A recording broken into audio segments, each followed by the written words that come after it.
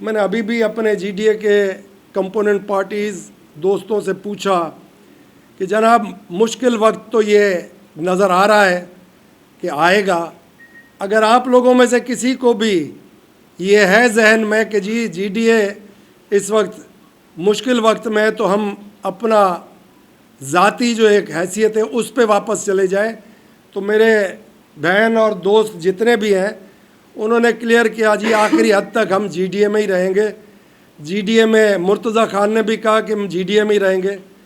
तो जीडीए टूट नहीं रही, अलबत्ता और मजबूत हो रही है। चाहे अब आप किसी को गिरफ़्तार करें, किसी पे झूठे केस बनाएं, इधर ये डट के खड़े हो गए कि जीडीए एक अपोजिशन का किरदार अदा करेगी और ऐसे महसूस करें कि ये पीछे हटने वाला किस्सा नहीं है। पीर साहब की क़यादत में 25 तारीख को एक इजलास अर्जेंट कॉल किया है, उसमें हम लोगों की मीटिंग होगी।